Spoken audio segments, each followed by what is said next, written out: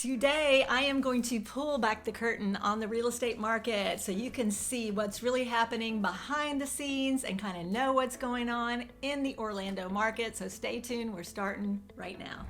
Hi there, what is up? I'm Kathy Williams, your friend in real estate here in Orlando. Thank you for joining me today. I know a lot of people ask me all the time, like, what's going on in the market, what's selling, how is the negotiations going? And I have to say, this past month was kind of interesting. It wasn't always over asking and it wasn't always multiple offers, and there was a lot of interesting kind of happening. So I'm gonna dive right in. I have my notes here so that I can remember all the numbers because I can't always remember all those crazy numbers, you know? Numbers! The most boring of all the shapes! So let's start with 16179 Windview Lane in Winter Garden. This home was in Waterley, which is a beautiful community. It's kind of a whole pre-planned community with lakes and parks and pools that are, you know, beautiful resort style pools with the big fountains and the splash pads and all the fun stuff for kids. This couple came down from Rhode Island and we looked a couple days, 1 or 2 days with them as a couple, and then they flew home and then she flew back a week later because we just really couldn't find anything on that first trip. And the second time we found this home in Winter Garden, and as soon as she walked in, she knew it was the one. So I went ahead and looked up the comps. I thought it was priced a little bit high for what the market was showing, but you know, it's so hard to know because everybody's paying way over the asking price. It was listed at $465 and we came in at $450 and we landed at $457. So we, you know, had a little bit of negotiation there. They got a really good price.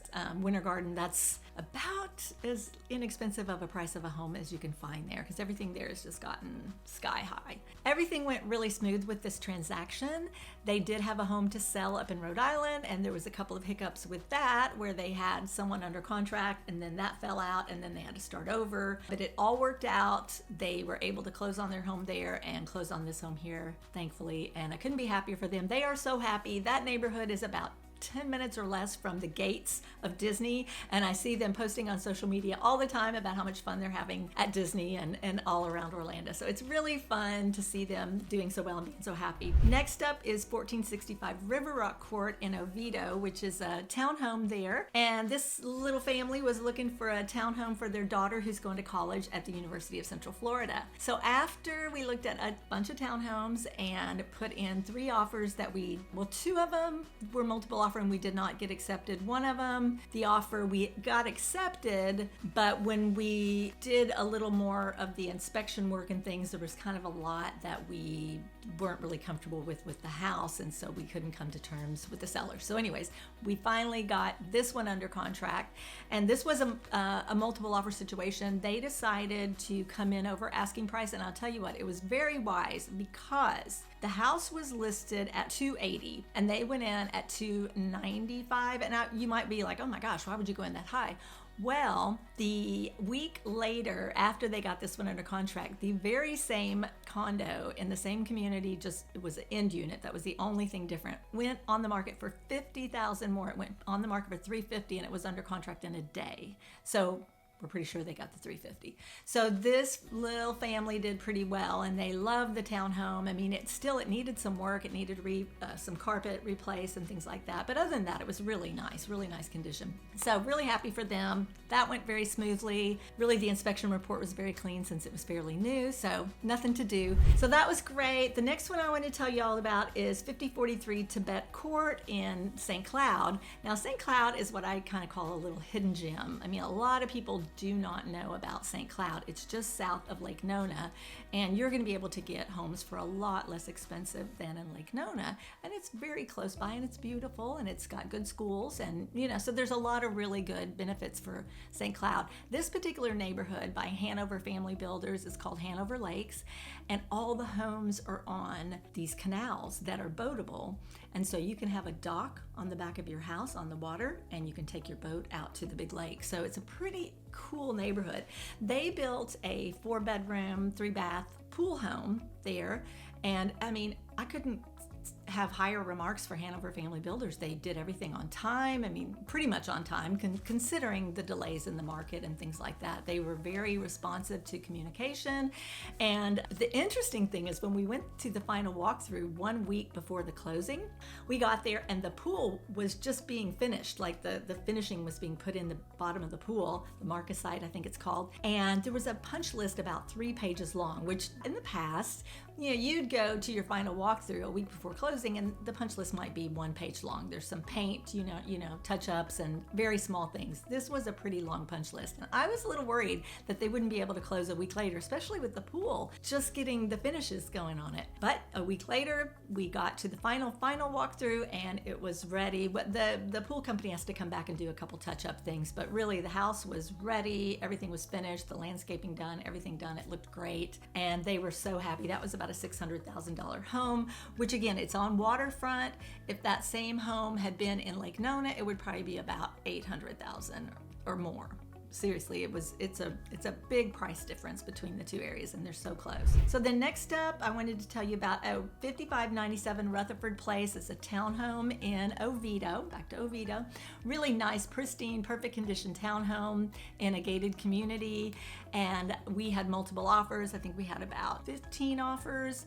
And we ended up having a cash buyer that went over asking price. So we closed with that with $296. Really no hiccups on that either. They had one issue. There was a satellite dish on the roof and they wanted that to be removed prior to closing and the seller did that. So that was that. There was really nothing, big on that closing. It was pretty darn smooth. And so we did get over asking price, not a ton over, but still over. And when you have a cash buyer, it's always a little more of a secure closing. But actually the cash buyer was the highest offer. We had all these offers, but they were all at asking price. So I thought that was kind of interesting. And then last but not least, 1060 Abbotsford Place in Oviedo. This is a cute neighborhood in Oviedo called McKinley Mills, and it's an older neighborhood. I think the homes were mostly built in the 80s and 90s. And this home had been totally updated on the inside, new kitchen, new bathrooms, everything redone. It was really pretty. And so what I do when I'm going to look at homes with a buyer, they're looking at the floor plan, they're looking at the layout of the house and all the different colors, the paint colors, everything. I'm looking underneath the sink at what kind of pipes are in the house. Are they polybutylene, which is a type of pipe you don't want in your house? Is the wiring up to date? Is the air conditioner old or new?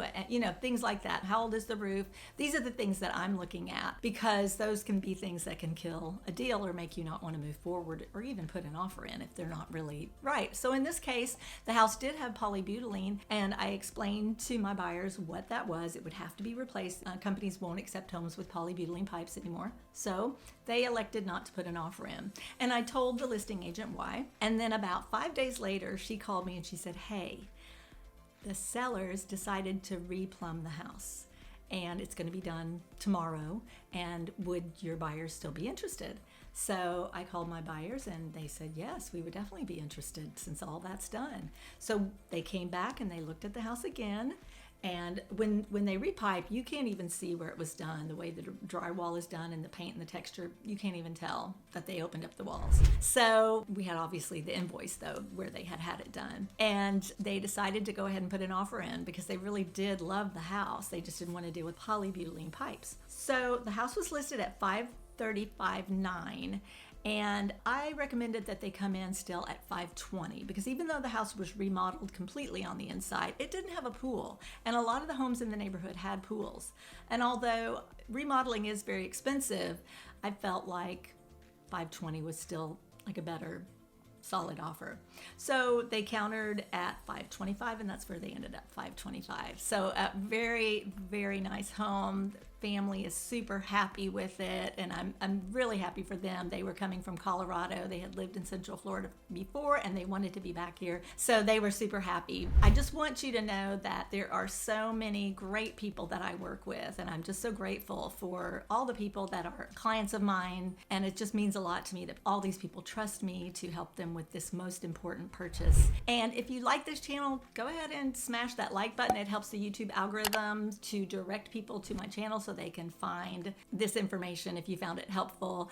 And hey, if you haven't subscribed to my channel, go ahead and subscribe, and that way you will know what's going on, because I do update everything. I keep people, on top of the market here. I always have the latest and greatest information because my finger's on the pulse. I'm out there every day with clients, with listings, and with buyers. So I know what's happening in the market, and I can keep you up to date on the market too. It's a really challenging market right now. There's a very limited inventory and a lot of buyers, so there's a lot of competition. And you want somebody who's going to be able to really guide you in the process and know really what's happening in the market. So let me know if I can be of any assistance to you. I've got some other great videos that if you want to go back and check out that talk about some of the neighborhoods that I've talked about in this neighborhood, like the Hanover Lakes neighborhood. I have a whole video on that. And you can even watch my previous trench report. And I would love to see you again. Take care. Bye-bye.